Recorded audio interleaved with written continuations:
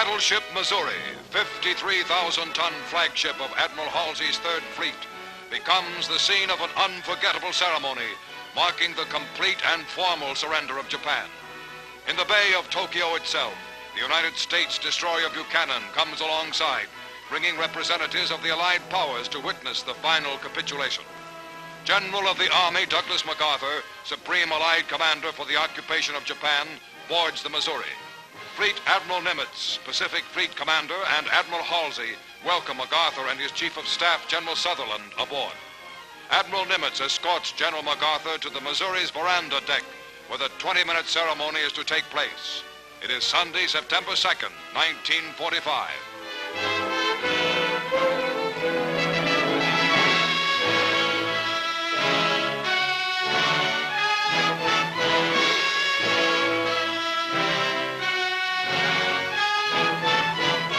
Cameramen and reporters of many countries record this historic moment as United Nations military leaders crowd aboard the Missouri and examine souvenir cards bearing the Japanese flag, special mementos of the occasion.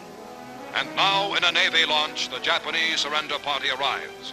They are headed by Agent Mamoru Shigemitsu, Foreign Minister of the Japanese Surrender Cabinet, who was wounded by a Korean patriot in Shanghai years ago and walks on an artificial leg.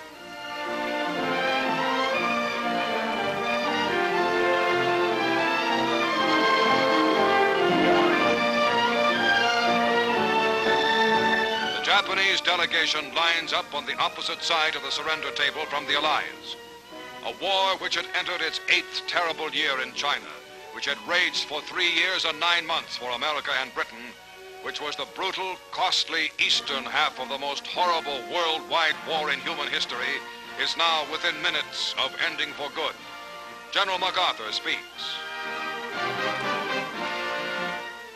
We are gathered here, representatives of the major warring powers, to conclude a solemn agreement whereby peace may be restored. The issues involving divergent ideals and ideologies have been determined on the battlefields of the world, and hence are not for our discussion or debate. The terms and conditions upon which surrender of the Japanese imperial forces is here to be given and accepted are contained in the instrument of surrender now before you. As Supreme Commander for the Allied powers, I announce it my firm purpose, in the tradition of the countries I represent, to proceed in the discharge of my responsibilities with justice and tolerance, while taking all necessary dispositions to ensure that the terms of surrender are fully, promptly, and faithfully complied with. I now invite the representatives of the Emperor of Japan and the Japanese government and the Japanese Imperial General Headquarters to sign the instrument of surrender at the places indicated. Mr. Shigemitsu comes to the surrender table. These dramatic first pictures were made by newsreel war correspondents and Army and Navy cameramen and were specially flown back from Tokyo. The time is 9:05 a.m.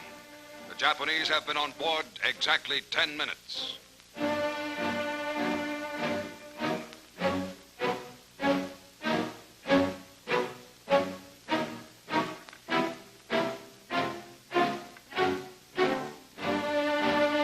General Yoshijiro Umetsu of the Imperial General Staff signs for the Japanese Army.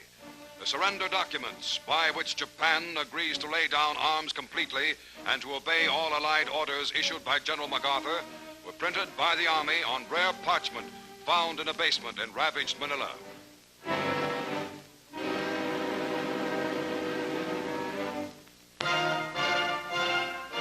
General MacArthur signs as Supreme Allied Commander.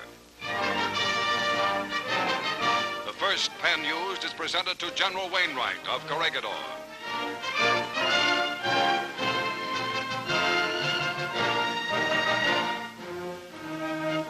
The second pen to British General Percival, commander at the surrender of Singapore.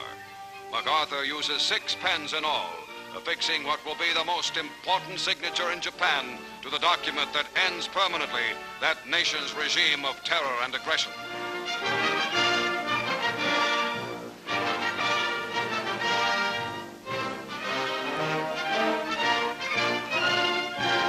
For the forces of the United States itself, Admiral Chester Nimitz signs.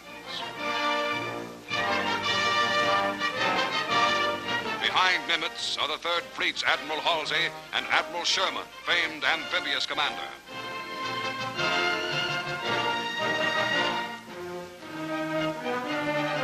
General Su Young Chang, Chief of Military Operations for the Chinese National Council, signs for China.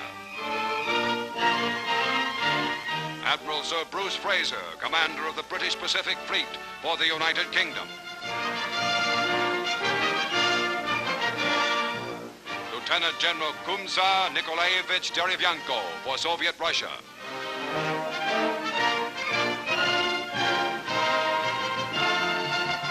General Sir Thomas Blamey for Australia. Colonel Lawrence Moore Cosgrave for Canada. General Jacques Leclerc, hero of Africa and Paris, for France.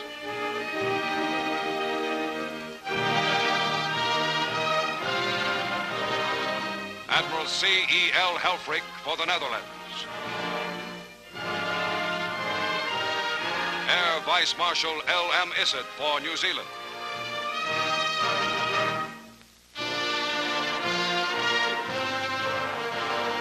Concluding the brief history-making ceremony, General MacArthur expresses a wish. Let us pray that peace be now restored to the world and that God will preserve it always. These proceedings are closed.